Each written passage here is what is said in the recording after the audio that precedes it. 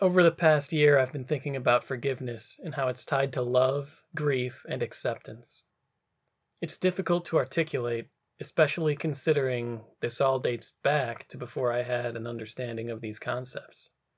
So, at risk of sounding like a child, I'll be as accurate as I can in a very broad way. Earlier this year, I was humbled, and with some brutal self candor, learned a very valuable lesson. I've always been the kind of person who can feel alone when surrounded by people. I thought that maybe this was a result of having been hurt, because as a young child I expected so purely that people would treat themselves and each other well, that an alternative was not even a possibility I recognized. When I came to learn how common human-on-human cruelty is, it cut deep into my sense of empathy.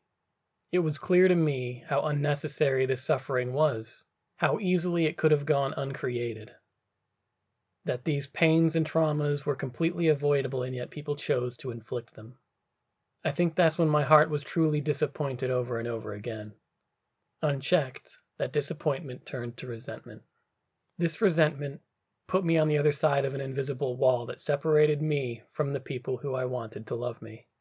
Without knowing it, I walked through life holding grudges with everyone I met for not being there when I needed them most, even though there was no possibility of anyone being able to go back and give me the affection I required at a time that is already past. I felt broken-hearted and kept at a distance from the warmth I needed. But I had a plan to force my emotional wounds to heal, to finally stop hurting and be more connected to the people around me. I was going to go out alone, to places I've never been before, more times than I could count, and teach myself how to connect with the strangers around me. I figured if I continue to throw myself into new social situations and start from scratch over and over again, eventually that wound would heal and I'd feel more generally connected to my peers. I would become the man who brings summer everywhere he goes, who's surrounded by beauty, who's less pushed by suicidal thoughts. I did this hundreds of times until one glorious bittersweet night I was willing to admit the truth, that after nearly 6.5 years of risk, social courage, and grueling self-improvement, I have not made a single step of progress towards sculpting who I am, deep down, into someone I more wanted to be. There was no way I was going to force myself to be as naturally gregarious and extrovert as I wanted to be. The image of the ideal me, who holds no grudges, who is truly happy, who is never his own enemy, who effortlessly shares affection with the new people in each chapter of his life, was an ideal that would never fully come to fruition. There would always be the introverted viewer watching these extroverted actions. And despite the genuine joy and connection and adventure, these magical moments I was so blessed to find and adore, the viewer, me, would always know the hoax of it. That really, this socialite didn't come from a love of life. It all came from adaptation, a desperate need to avoid the pain of depression. The relief and grief of this realization is, this isn't some emotional scar tissue that can be changed. The source of my disconnection is innate. The distance I feel is part of the cost of being an observant child who sat outside the group, honest with himself about his interpretations of his environment, who valued self-reliance before he knew there was even a term for it. This was not broken heart syndrome. It's who I am as a person, an integral part of how I operate. This freed me from the perpetual obligation to strive and struggle to force the ideal. And so I was relieved, liberated. I no longer needed to expend so much mental energy on it. No more beating myself up for falling short. No more fanged inner demons whispering reasons why I'll never be loved when things didn't work out and I couldn't truly understand why. This epiphany was a gift, because in my psyche it felt as if I dropped the arsenal of heavy daggers I held to my throat. In knowing that it is not possible for me to improve into the person I wanted to become, I no longer needed to carry that burden. However, it also meant I would never have the future I envisioned. That there wouldn't be a me who's always smiling, perpetually in a state of gratitude, freely giving and receiving adoration, affection, and love. I have to grieve that person and all the futures I wanted to have, to acknowledge the loss of the 6.5-year relationship I had with this vision. That may sound easy, but I could not list all the sacrifices I made to chase that ideal. Aside from ending a happy and healthy 6.5-year relationship with a beautiful, fun, and caring young woman, quitting a well-paying job, leaving my home behind on numerous occasions, I wandered the streets of unfamiliar cities at night in search for a happy group of friends to join, a person to talk to, a beautiful woman to meet, or an interesting place to explore in order to be him. I pressed through the boundaries of my comfort zone a million times to become him. I uncomfortably pushed myself through nerves, anxieties, fears. I confronted myself, sometimes in embrace and sometimes with fists, as I swept away the thick mud of my story and had to dig to get a deeper look at myself. I had to change my perspective as I uncovered truths I wanted to be lies and excavated shameful deceptions within my honesty.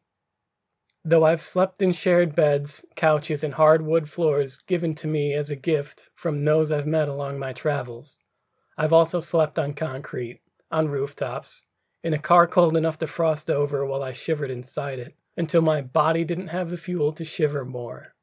I did this, driven in devotion to the idea that I could fully become the man I wanted to be. What I also soon discovered was this grief goes both directions in time. I not only have to grieve the futures and personality I wanted, but I have to grieve the loss of where it all started. The helpless young boy who had to change so many times in order to survive. When I thought about my talents, I felt a new resentment swell in me regarding everything I've created as an author and illustrator. I felt self-directed anger at the thought of pursuing my creative goals. It's been clear. All of my hobbies, all forms of my art, were coping mechanisms, a means to escape a reality I could not bear to adjust to.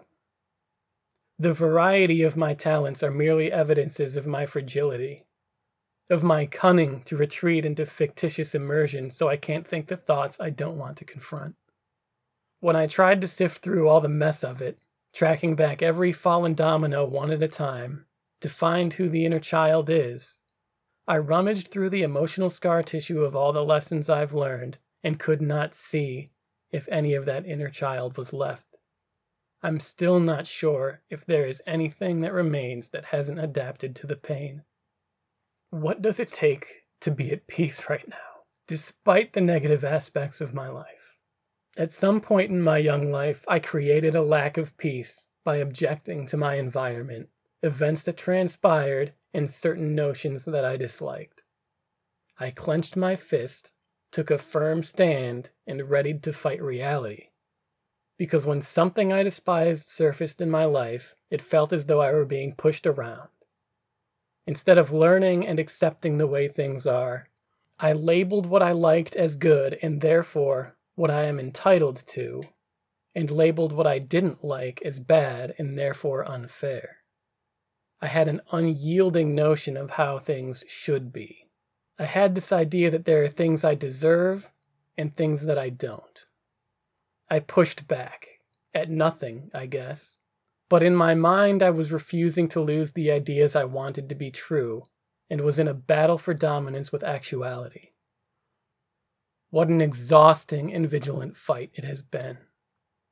A perpetual stubborn tantrum, as if I refuse to be happy until I not only get a secure future and abundant present, but a better past, one that I angrily demanded with a costly residual tension. As I look back into these fallen dominoes, interpretations of event, interpretations of previous event, deeper and deeper, I see how often my decisions came from a focus on deprivation.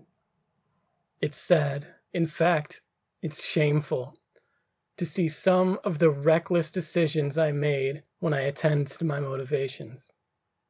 How obsessed I've been throughout the years with what I live without. To anyone who is caught in the crossfire of this, I'm sorry, I was negligent and still trying to find a way to cope with the hurt. I can't help but wonder how much healthier I'd be if my decisions more often came from a focus on gratitude. We can't have a better past. No matter how much rage we put on the burner to keep warm or how long we let it steep. So, my condolences to the person I once was, whoever he even was before thrust into the dire throes of evolution. I imagine he was something pure, powerless, loving, awestruck, and hungry. Until he learned to spite reality for the feelings he endured at times when he was severed from the connection, sustenance, and warmth of his mother's breast. It would be easy to spin the narrative that the big mean world hurt this innocent boy, and to an extent it's true. But when I gaze back into the years and honestly look at what power drove the stake of adaptation into his heart, the blood is on my hand, because where I saw weakness in myself, I killed it. You may already know that courage is not the absence of fear. Courage is the ability to choose to follow your most sincere integrity despite the terrifying things that could potentially happen. In the same way, forgiveness is not the absence of pain and disappointment. Forgiveness is the ability to let go of anger and allow the healing of our emotional wounds despite the fact that life has and will continue to be unfair. This is not to say we don't have good reason to be angry, because we do. We simply have better reasons to release that anger, to free our emotional energy to be more present and engaged with the aspects and people we love most about living life. The most difficult aspect of forgiveness is the feeling that if we let go, we are condoning what has happened and making ourselves vulnerable to it again. In holding these grudges, we retain a sense of power over what has caused us pain. I'm suggesting that the cost of this sense of power is too great, for it injures your ability to connect, to trust, and to relax. As I try to practice acceptance, I watch my scattered mind try to reconcile this need for release of the pain of loss and the stubborn reluctance to keep alive what's already dead. Peace is a choice you make with a sad and hurt soul, letting go of all the beauty you demanded to cherish in life that didn't come to fruition. It's a slow and heartbroken process of learning to live without something we wanted so badly that we cannot have. To go on without these loved people we miss so much, and all the precious moments we shared and could have shared, knowing these futures will never be.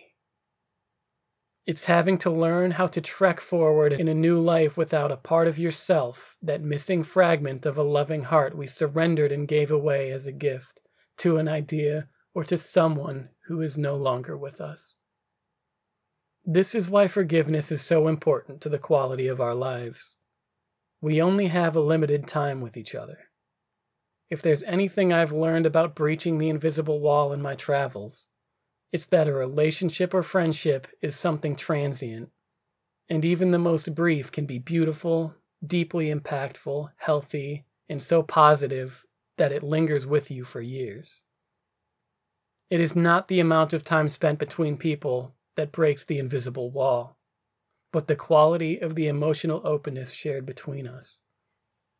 Every measure of resentment that we release to the winds and tides can be replaced by the same measure of appreciation. I see an urgency here. In order to have the best relationships we can with the people we love most, we need to free our emotional energy from a focus on what we are victims of, and instead shift that focus to what moments we can have right now and cherish deeply. As we let go of the stresses on our psyche, we allow ourselves to behave as we would without stress. We find our humor is more natural. It's easier to say kind things to people. We enjoy the game instead of competitively keeping score. The truth is, there are people in all of our lives who need and are worthy of a hug or a real compliment or an honest conversation. So many things that we could but do not give them because we are so entranced in our habitual focus that we miss the opportunities. How many more of these opportunities to really connect would we notice if we let go of the painful narrative we've told ourselves a countless number of times? How much more love would we give and receive if we just practiced forgiveness?